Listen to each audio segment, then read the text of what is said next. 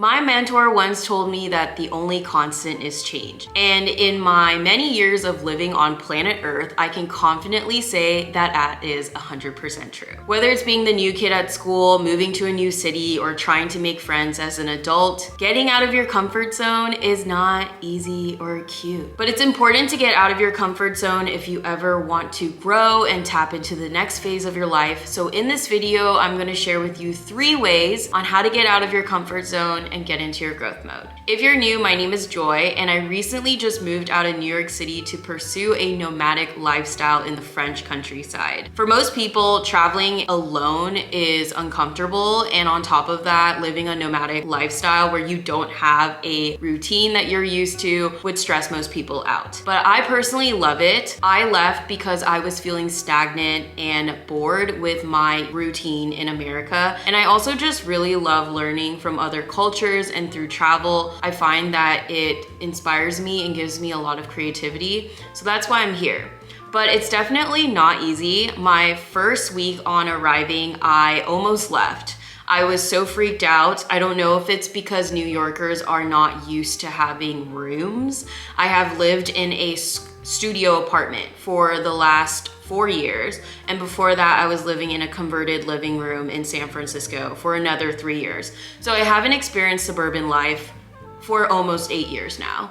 And I was freaked out when I first arrived. Not only was it cold, but I'm in this castle, so the heater wasn't turned on, so it was freezing cold. I didn't have a car yet, and I felt it was haunted. Ghost story time coming soon. But I was so scared, I found the smallest room to make me feel like I was back in my studio, and I hid there for a week. Now I can confidently say that after a week, I am now comfortable here. And I would say the first tip that I recommend you do is challenge your beliefs. So challenging your limiting beliefs. Something that most people don't know is that our brain operates in 2 different ways. It is through our subconscious mind and our conscious mind. And there is a great YouTube channel that talks all about this. It's called The Personal Development School. And she really talks about how your brain and your functions throughout, whether it's physical or what you're thinking about and you don't even know in your conscious mind, is that your conscious mind makes up 95% of your decision making. So let's say you grew up and you always thought money was tied to evil or bad things, and that in order to have money,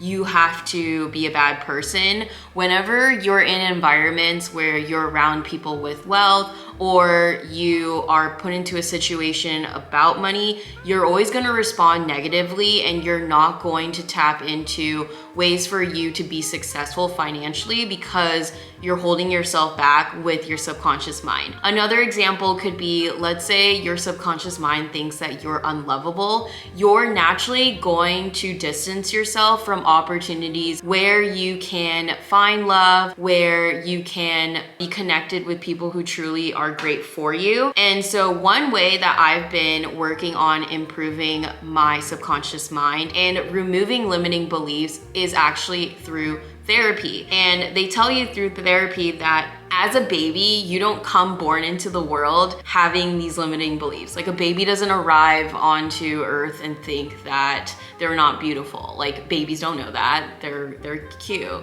sometimes. So I've been going to therapy, and that brings me to the sponsor of today's video. Thank you, BetterHelp, for sponsoring this video. BetterHelp is the world's largest therapy service, and it's 100% online. With BetterHelp, you can tap into a network of over 30,000 licensed and experienced therapists who can help you with a wide range of issues. To get started, you just answer a few questions about your needs and your preferences in therapy. That way, BetterHelp can match you with the right therapist from their network. Then you can talk to your therapist however you feel comfortable, whether it's via text, chat, phone, or video call. I typically just do the video call. You can message your therapist at any time, but respect the boundaries and schedule live sessions when it's convenient for you, because who doesn't love that? If your therapist isn't the right fit for any reason, you can switch to your new therapist at no additional charge, but I consider you to not ghost them. BetterHelp, you get the same professionalism and quality you expect from in-office therapy,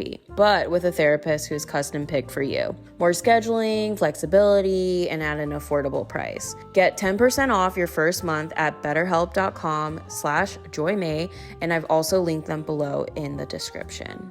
The second way on how you can get out of your comfort zone is perfecting or learning a new skill. For me, my goal this year is to become fluent and conversational in French. I can currently speak 3 languages. I grew up speaking Mandarin and then I learned English. I actually went to school for 7 years and I learned Hebrew at this private Jewish school, but I don't remember any Hebrew. So I guess I can't really say as a flex that I know Hebrew, but I did learn Hebrew once upon a time. And in high school, I took French for 2 years. I'm currently at school at a company called Cuckoo French Classes. They have locations in Los Angeles and in New York, and they also offer online classes. And I have been going to them for the last 2 levels. I am now graduating onto, I guess, like the medium level now. But one thing that I make sure that I do is I hold myself accountable to growing each day. I'm currently reading a book called Jacqueline in Paris, and it's a story about Jackie Kennedy inspired, and it's her going to France to learn French for 1 year. And in the first chapter, her teacher makes her sign this form saying that she is going to swear to only speak French from now until she leaves France. And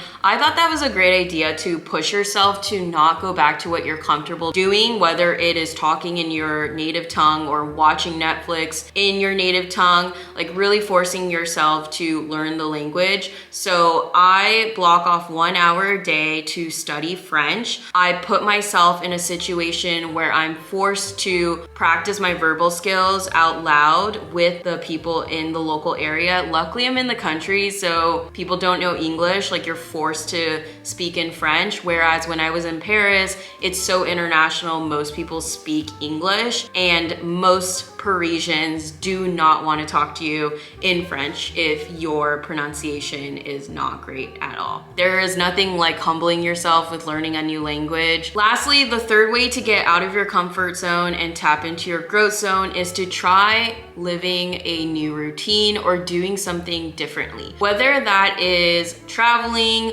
or trying a new recipe, for me, this entire lifestyle has been new for me. Whether it is going to a grocery store and having to understand which aisles have which type of food, which food brands are the brands that I like eating at, and just knowing which products I like buying. I think we take advantage of simple things like that when we live in our home country. We're so used to going to Trader Joe's and we know that the gnocchi's good, or we know that when we go to Target, we like to buy this toilet paper brand, which by the way, in France, they only have 1 toilet paper brand and it's pink. It's very odd. But yeah, that was like a huge learning curve. I also took advantage of having a cell phone that I've had for many years. I had to get a French SIM card when I arrived to France. I recommend using the company Free. I was able to get a French SIM card with a monthly plan that has unlimited data and cell phone, whatever. This is not sponsored, for 30 euros. The only con with that is that unless you checked a certain box, it can cancel at the end of the month if you don't pay your bill. So